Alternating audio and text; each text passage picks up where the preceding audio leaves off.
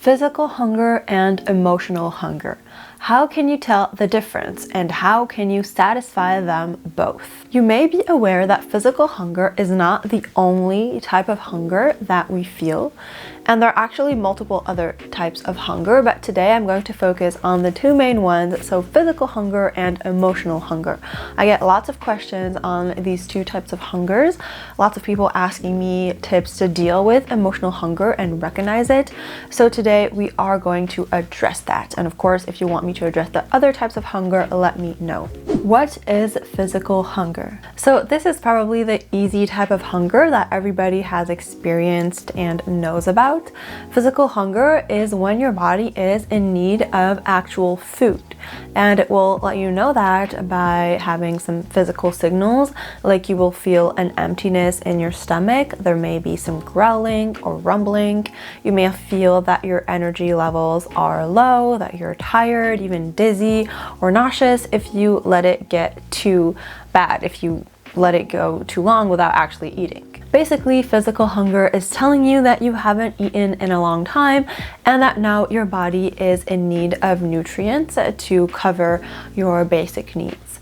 And for a lot of people, physical hunger is the only type of hunger that is like real and that we need to listen to, but that's not true. While physical hunger is obviously crucial, you also need to take into account emotional hunger. So what is emotional hunger? Emotional hunger is when your desire to eat is not linked to any physical signals. You know that you're full, you know that you don't technically need to eat, but you are experiencing strong desires to eat certain foods. You usually have an urge to eat something highly palatable, sometimes sweets or junk foods, and this desire comes on pretty quickly and pretty urgently. More than just a way to fuel hunger, emotional eating becomes a way to cope with certain emotions like sadness, boredom, loneliness, etc. And many different things that can trigger emotional eating. Maybe you had an argument with a loved one, or you had some financial worries, or you had a very long and stressful day at work. Studies show that emotional hunger is associated with perceived stress and worries and not necessarily associated to physical hunger, but it can be sometimes. How can you tell the difference between emotional versus physical hunger? Emotional hunger can hit you very suddenly and very intensely, and often you're craving a specific type of food, and it's often like highly palatable foods. It's not often going to be like a big craving for broccoli. And then usually once you satisfy that emotional hunger craving, it can come with feelings of guilt or shame, or like, why did I do that? Any of those things. On the other hand, physical hunger comes along gradually and is associated with like the physical signs of hunger that we know.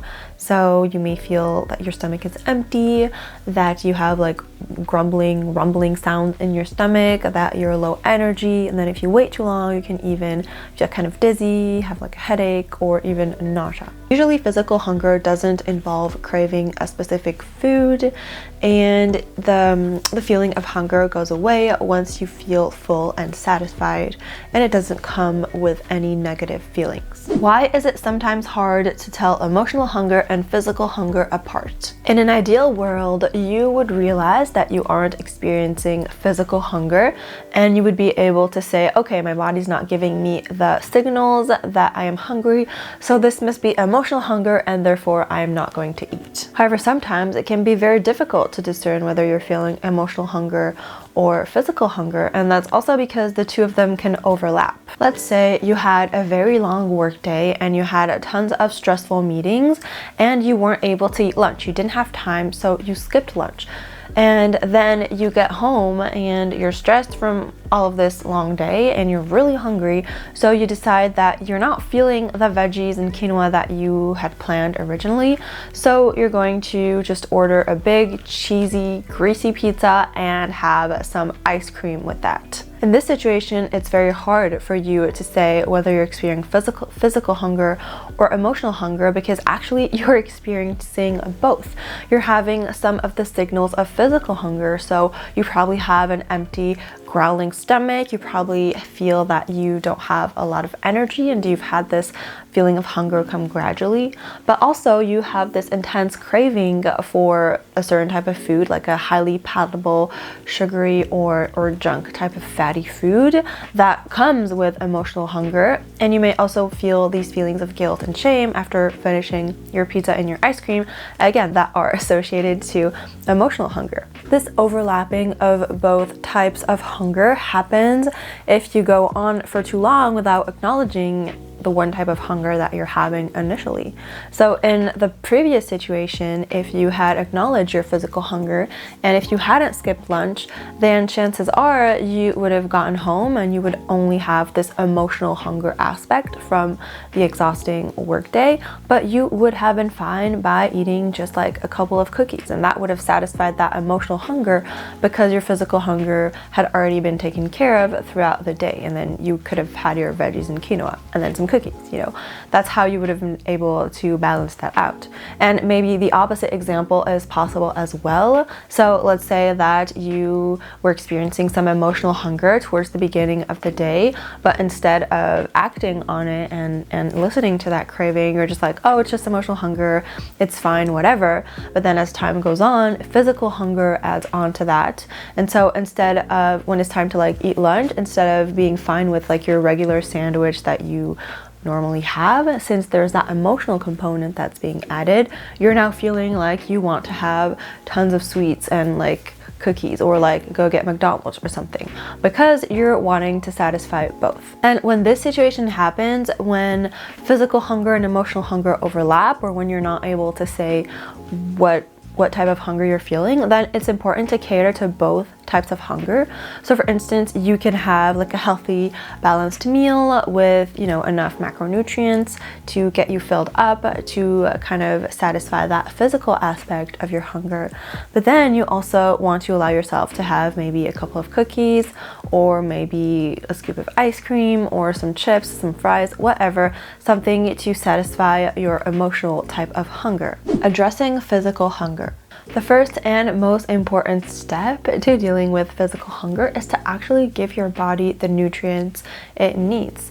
And if you're eating 3 healthy and balanced meals a day, if you're getting in a normal amount of calories, and if you're getting in all of your macronutrients, giving your body everything that it needs, then you're less likely to experience very, very intense physical hunger. You'll get like normal hunger signals, which you should act upon, around 30 minutes to 1 hour maximum after you get them. And by act upon, I mean you should eat. And so when you fulfill all of your physical hunger needs, then you'll be able to tell when it's not physical hunger and when it's actually emotional hunger, and then it will be easier to deal with that. If you feel like you need some help on how to eat healthily, I have a video on healthy eating for beginners that you can check out here or in the description. With physical hunger, it's also important to eat mindfully and to use the intuitive eating scale.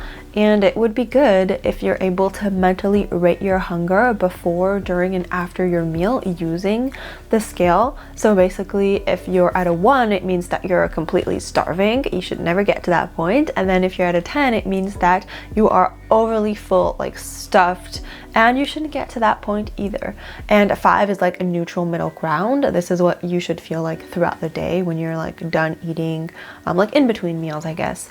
And so it's important that you use this, and if you're able to position yourself on this scale during your meals, then it means that it's actually physical hunger that you're experiencing. And if you find it difficult to position yourself, then you're probably actually experiencing emotional hunger. Using this scale will likely help you be more in tune with your hunger and fullness cues and be able to analyze your hunger more, and you'll be able to tell if you're experiencing physical or emotional hunger, because usually if you're not able to use this scale at all, then you're probably experiencing a lot of emotional hunger. How to deal with emotional hunger. Sometimes we turn to eating because we are bored, sad, lonely, or just we don't know what to do, and we want to experience that immediate gratification that we know that food can give us.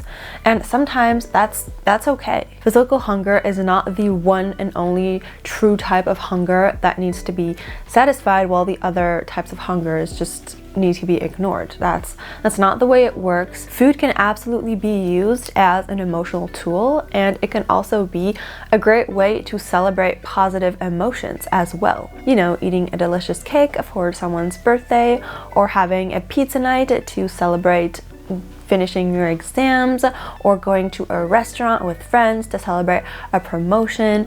All of these are examples of when food can be a great way to cope with positive emotions and enhance these positive emotions. So while eating can definitely be one way to cope with your emotions, it shouldn't be the only way. And most importantly, it shouldn't be the default way. Like, it shouldn't be, oh, I'm having this negative emotion, let me turn to food. It's important to learn other ways to cope with food as well. And there are a few ways to do that. One way that I really recommend is trying meditation. Just take some time to work on yourself and to lower your stress levels and improve your mindfulness with meditation, which actually has a lot of proven health benefits. Journaling can also be something to try, and it has actually been shown that if you write about your emotions, it can actually help heal, and it can actually even help heal wounds, like physical wounds that you have can be healed by writing about them. So that's very, very strong. If you write about upsetting life events or emotional events, it can actually impact both your mental health and your physical health positively. So journaling is, again, a great thing to do. And then I also suggest that you find other activities to turn to when you feel like you need something to cope with your emotions. So I really suggest that you make a list, so that you list like all the activities that you enjoy, and then you know where to turn to if you have this urge to eat emotionally, and you don't have to think about it on the moment. You can just grab the list and choose something off the list. Reading, watching a movie, dancing, rollerblading, playing video games, walking your dog, painting, listening to music, learning a new skill, seeing a friend, playing an instrument. There are tons of ways to deal with your emotions other than with food, and I actually made a video on emotional eating if you want more tips that you can check out right here or in the description. So both physical and emotional hunger are very important to cater to, and learning to discern them and recognize them can help you deal with them better and give them the attention that each hunger type needs. But remember that emotional hunger should never be dismissed. That's it for this video. Thank you so much for watching. If you enjoyed it, don't forget to like it and subscribe, and see you on my next one. Bye!